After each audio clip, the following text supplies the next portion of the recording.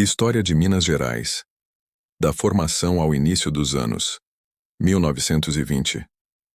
O estado de Minas Gerais é um dos mais emblemáticos do Brasil, tanto por sua importância econômica, quanto por sua forte influência política e cultural. Sua história é marcada por ciclos de riqueza, revoltas, movimentos sociais e a presença de grandes nomes que moldaram o destino do país. A história de Minas Gerais começa no final do século XVII, com as bandeiras organizadas por paulistas que adentravam o interior do território colonial em busca de riquezas naturais, principalmente ouro e pedras preciosas.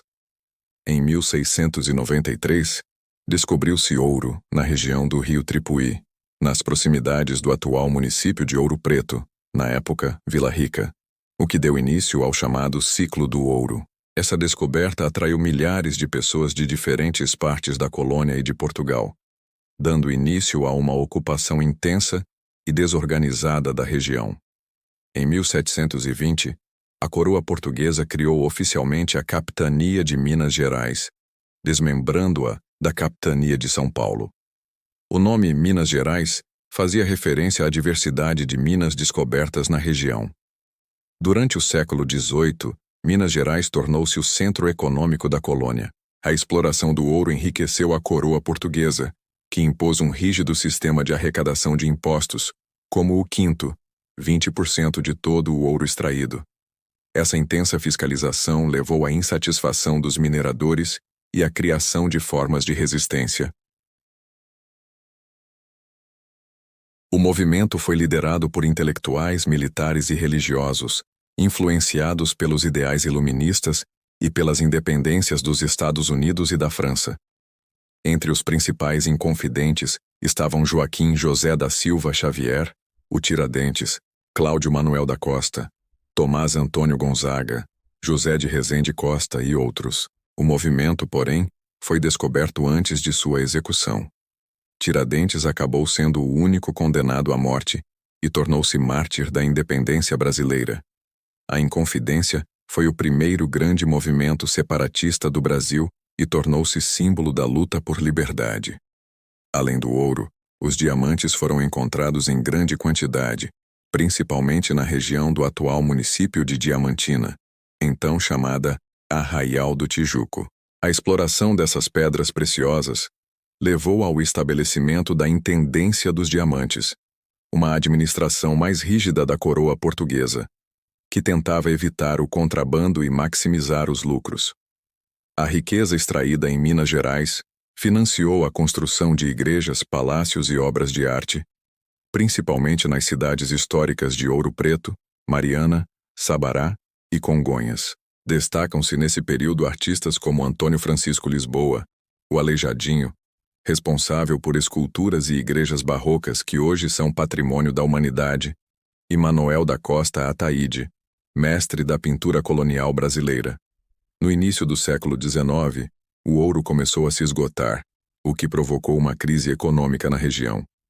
Muitos mineiros migraram para outras partes da colônia ou passaram a investir na agricultura e na pecuária. Apesar do declínio, Minas Gerais manteve sua relevância política. Durante o processo de independência do Brasil, em 1822, Minas teve participação fundamental. O Estado apoiou Dom Pedro I e ajudou a consolidar o novo império.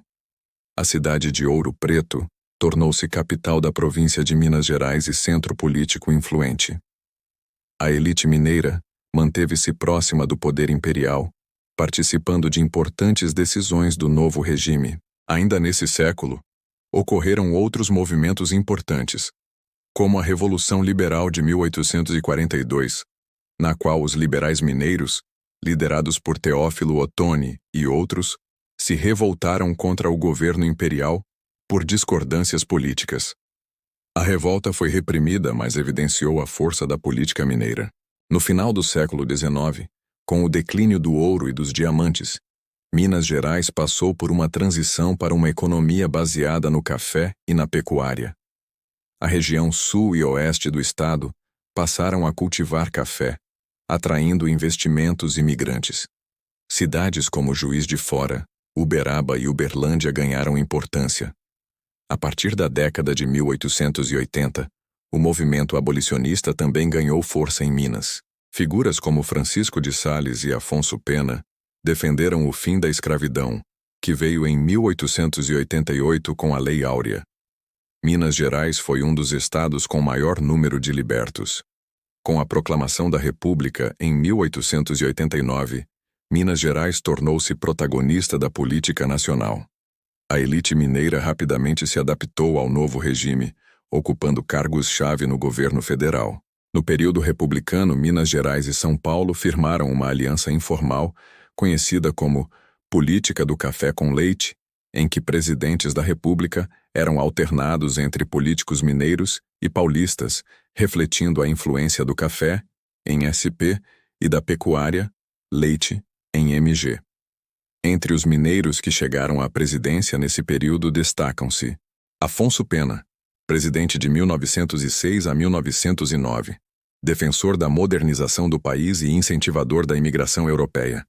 Venceslau Braz, presidente de 1914 a 1918, governou durante a Primeira Guerra Mundial, enfrentando desafios como a gripe espanhola e a crise econômica global.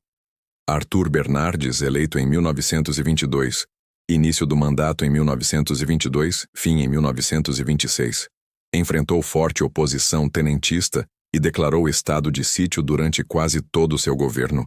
Durante esse período, Minas se consolidou como uma das maiores forças políticas do Brasil, com forte influência no cenário nacional. A capital do estado foi transferida de Ouro Preto para Belo Horizonte em 1897, cidade planejada para representar a modernidade da nova república e servir como símbolo do progresso mineiro. Mesmo com sua força política, Minas Gerais não esteve imune a conflitos. A partir de 1920, o Brasil passou a viver um período de instabilidade, com surgimento de movimentos militares conhecidos como tenentismo. O movimento questionava a velha política e os acordos oligárquicos, tendo episódios como as revoltas de 1922 e 1924, que repercutiram também em Minas. Na zona rural, a estrutura fundiária concentrada e o coronelismo geravam tensões sociais. No campo cultural, intelectuais mineiros participaram ativamente da vida pública, contribuindo com ideias para a reforma educacional, política e social do Brasil. Do ouro às ideias republicanas, Minas Gerais construiu sua trajetória com base na riqueza mineral, na força de seus movimentos sociais e na influência de seus líderes. Personagens como Tiradentes, Aleijadinho, Afonso Pena e Venceslau Braz ajudaram a formar não só o Estado, mas também a história do Brasil. Até os anos 1920, Minas já havia passado de colônia mineradora à potência política da jovem república, marcada por sua cultura, estratégia e capacidade de adaptação.